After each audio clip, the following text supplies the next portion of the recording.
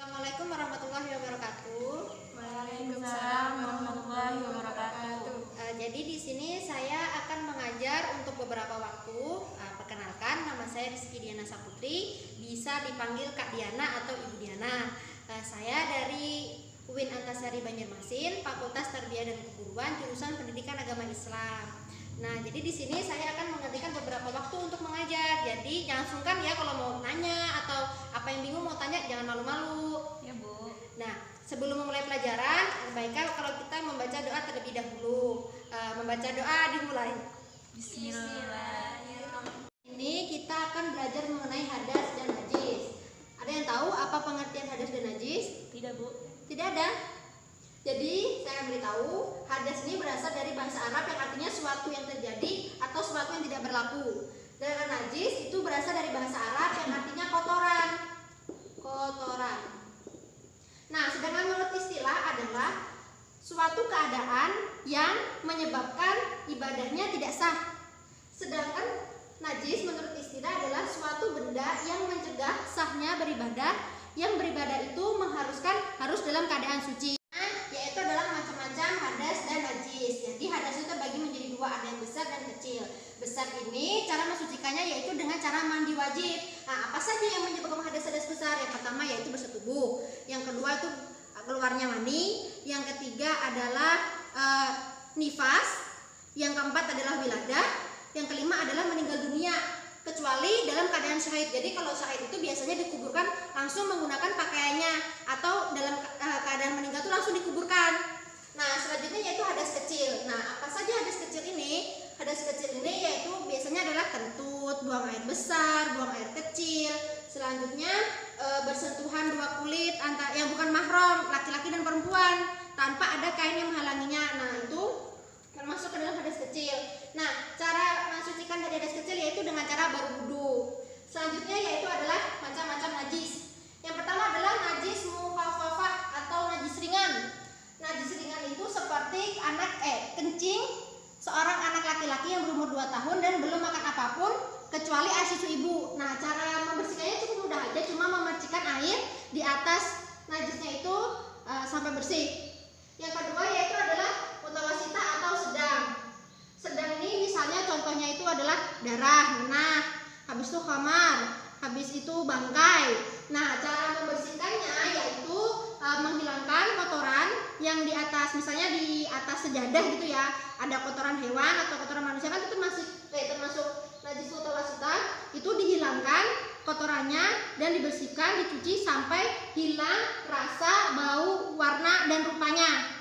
Nah, yang ketiga adalah najis mughalazah. Nah, najis mughalazah ini kedua yaitu yang sesuatu yang berhubungan dengan babi ataupun anjing. Nah, itu termasuk berat. Nah, cara mensucikannya yaitu dengan cara dicuci selama 7 kali, yang salah satunya dicuci menggunakan tanah.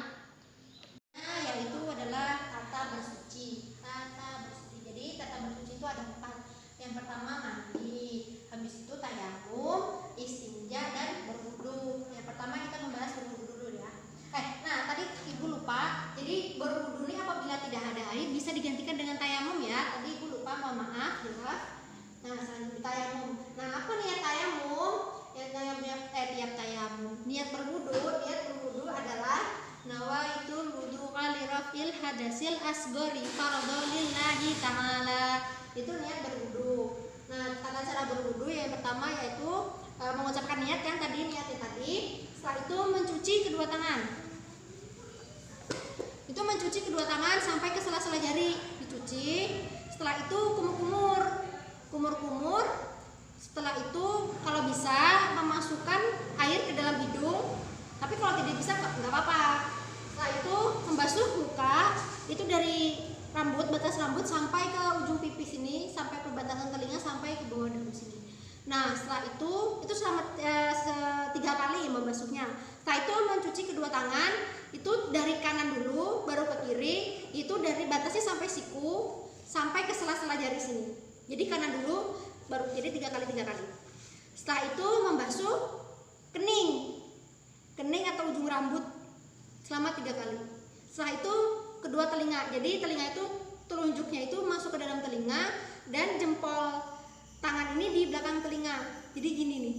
Gini. Iya, Bu. Ya, setelah itu membasuh kedua kaki. Kedua kaki itu batasnya sampai mata kaki. Sampai mata kaki itu selama secara 3 kali juga, itu dari kanan dan kiri. Setelah itu istinja. Istinja ini kalau misalnya habis buang air besar ataupun buang air kecil harus istinja. Nah, istinja ini bisa menggunakan air, tapi kalau misalnya nggak ada air bisa dengan batu. Kalau zaman dulu kan kalau nggak ada air bisa dengan batu, bisa dengan ranting, pokoknya yang keras. Nah, dilakukan selama 3 kali atau sampai bersih. Setelah itu adalah tayamum. Tayamum ini ya tadi, kalau misalnya kita mau berwudu tapi nggak ada air, maka bisa menggunakan tayamum. Apa nih tayamum? Nawaitu tayammuma li istibahati sholati fardhon lillahi ta'ala. Jadi tayamum itu nanti salah satu ibu tunjuk praktek ya nanti. Nah, jadi yang nggak mendengarkan nanti ketahuan nih. Jadi harus mendengarkan supaya ngerti nanti. Nanti ibu demonstrasikan, kalian mengikuti. Nah, itu adalah mandi. Ini maksudnya mandi besar. Misalnya kita habis berhadas besar tadi kan, maka cara bersucinya adalah dengan mandi. Nah, niat mandi apa? Nawaitu gusla lirafil hadasil akbari fardhon lillahi ta'ala. Kita akan menunjuk satu orang untuk perwakilan menemani ibu tayamum. Ya, praktek tayamum. Ayo, maju. Iya, Bu. Ayo, sebelumnya pernah tayamum enggak? Nggak pernah. Berarti nggak tahu ya caranya ya. Jadi ikutin ibu ya nanti supaya tahu. Teman-teman yang lain dilihat ya prakteknya gimana. Jadi letakkan kedua tangan di atas permukaan debu yang telah kita pilih yang suci yang tidak ada kotorannya supaya kita sah dalam tayamum misalnya. Nah, gini. Letaknya di tanah gini kan. Gini ayo. Nah, saat itu tepukan debunya tuh di tangan kita tuh kayak gini. Gini.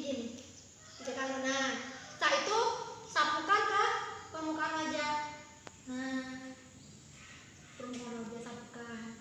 Setelah itu letakkan lagi kedua telapak tangan di atas debu yang tadi. Di lain tempat ya, jangan yang sama tempatnya. Setelah itu tepukan lagi di seperti tadi 3 kali juga.